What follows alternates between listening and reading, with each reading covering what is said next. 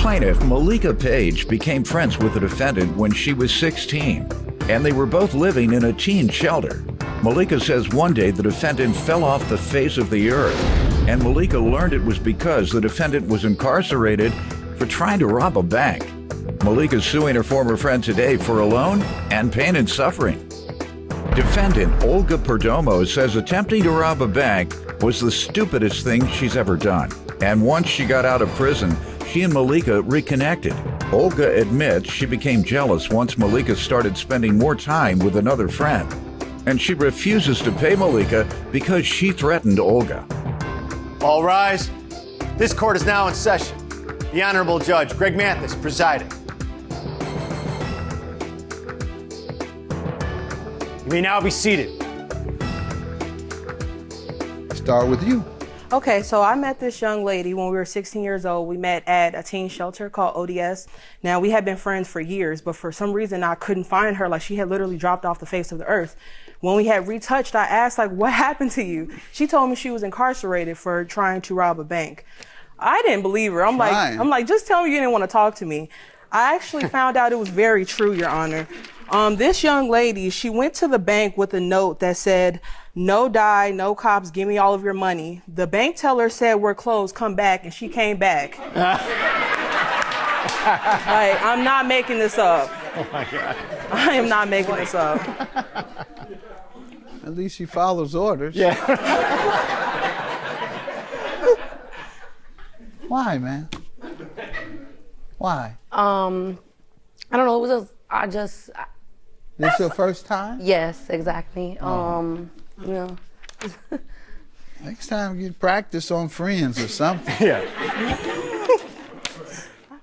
And this was when you discovered that? I didn't find that out 12. until 2013, though. Okay, what has your friendship been like since then? Okay, so after that, everything was cool. Like, we were both working, we were both moms, everything was fine.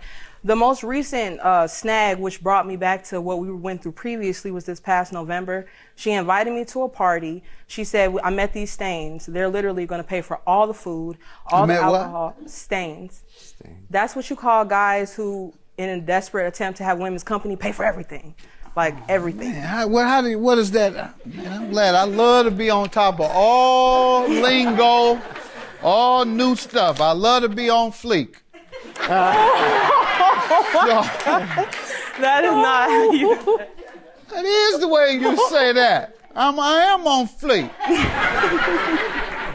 I'm not? You are, Your Honor. Thank you.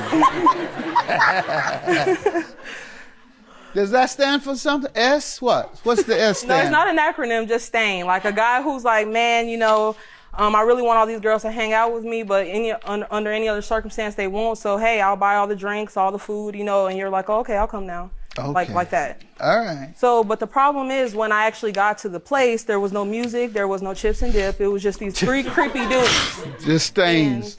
And it was just not the situation I anticipated finding myself in. So next thing you know, like her and this dude, like they dip off, and now I'm standing there with the other two and they're looking at me and I'm looking around like, what do I do?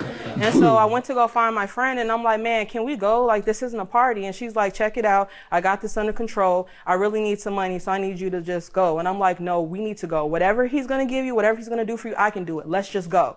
And as we're trying to leave, the guy started verbally attacking me, talking about, you're bougie, why did you bring this girl, calling me all type of things out of my name. And when we tried to actually leave, one of the dudes stepped in front of the door. So at this point, I started looking for my mace. Like, this is crazy.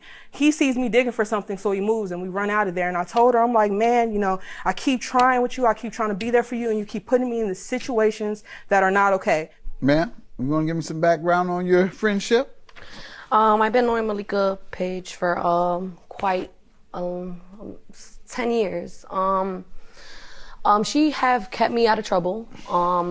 It's just I've made bad choices in my life. One was robbing a bank. That was the dumbest thing ever. I did my time. I got out, and then how many years did you do? I did 3 years and a half. Wow. And then when I came out, I had to go to the halfway house for 2 more years for probation. When I got out and got into the halfway house, they ended up putting me, I did my time, they ended up putting me in New Moms, which is a place for mothers with children and stuff. They help you with all types of stuff. So that's how I ended up bumping heads with her again. So when I seen her, I was like, Malika? She was like, Olga? I'm like, yeah, it's me. So we clicked instantly. Everything was going good. Like, we was going out every day with our kids. We'll have fun. We'll take them to museums. We'll take them out to movies. We'll just do all types of fun stuff. Until one day there's this young lady that lived in the same building with us. And she started hanging around with her more often. And I'm not gonna lie, I kind of got jealous in a way because I'm like, hold up. Like, why is she trying to take my friend? Because I was here first. Like, who are you?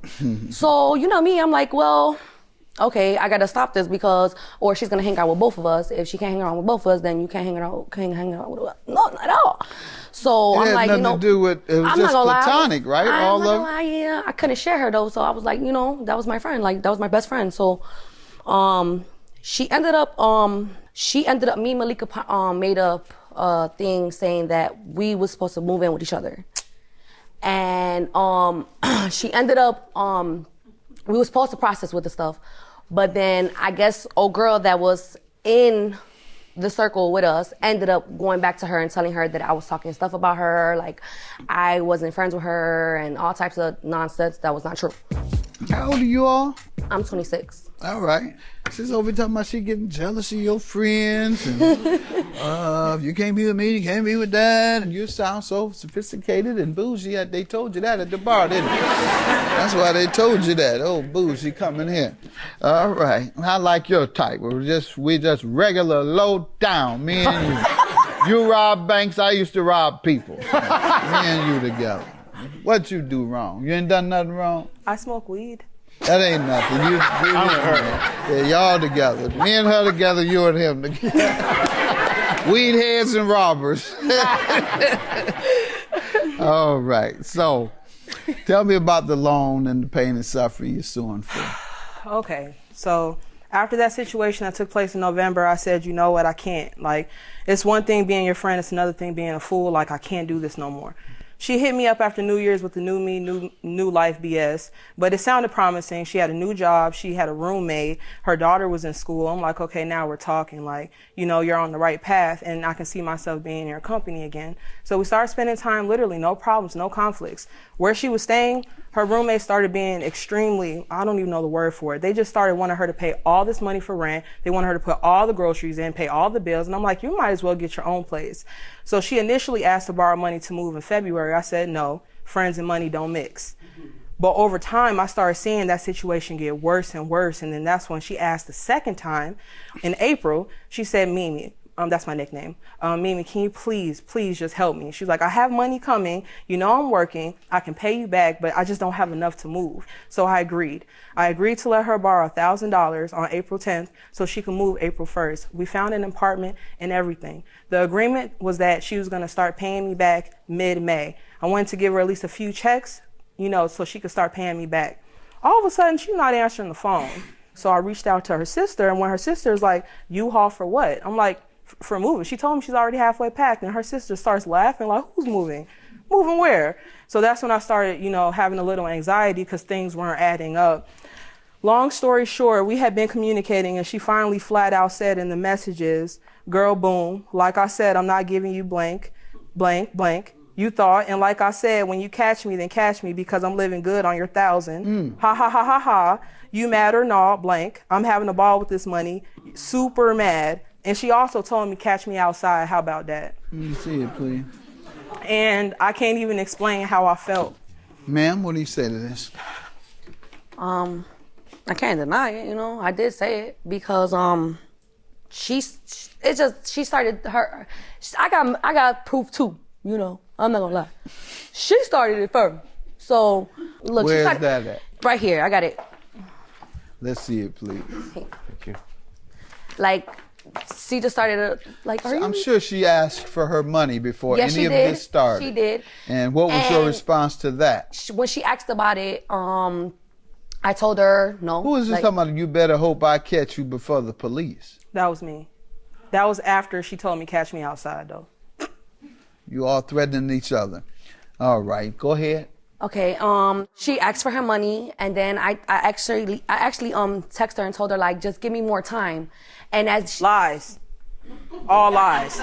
All right, let her finish. Go ahead. well, like I said, I asked her, can she give me more time for I could just get it in order, if I could just get her out the way. But then, like, every day she'll text me, literally, like, every day, like, I need my money, woo. I'm like, well, now you're gonna have to catch me outside, because you told me you're gonna beat me up and call the police. Well, do that, because you're not gonna get nothing from me now. So that's how I took it. Your Honor, the reason why I can tell you that that's a lie is because I provided you the messages, and also I had no idea what she was doing until after I reached out to her in I regards to... understand. I got your messages, and I got the ones where you were threatening her too. And you say, B, I hope you're alive. That was when I was first trying to reach whatever her. it was, you just called her out her name and all type of other stuff. Then you threaten on another case, and I'll grant you your 1,000. No pain and suffering. I'm sure that's what you think you deserve because of the text or whatever else she may have said. But she responded to threats just as you did. So I'm going to call that a wash. Y'all even on the threats. Good luck to you. 1,000 for the plaintiff. Have a good day. This girl is not a friend. She's a finesser, and I would never, ever try this again, ever. Well, I guess we can't work it out. So, hey, whatever happens, happens. It is what it is. Like, there's nothing to, I guess we can't work it out. We can't work it out.